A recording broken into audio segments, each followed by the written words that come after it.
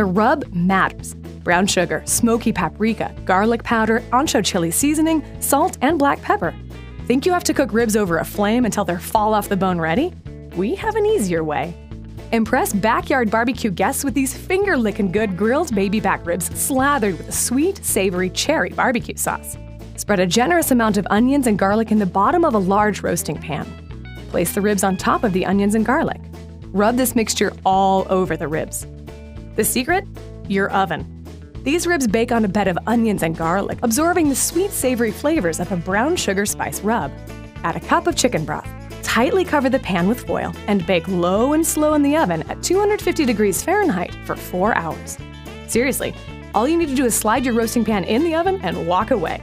Heat your grill to 350 degrees and oil your grates to keep the ribs from sticking. Lay the ribs on the grill and generously brush both sides with the cherry barbecue sauce. Grill the ribs for 3 minutes on each side. The sauce will caramelize slightly. Only after you slather them with the cherry barbecue sauce do you sear them on the grill for just a few minutes.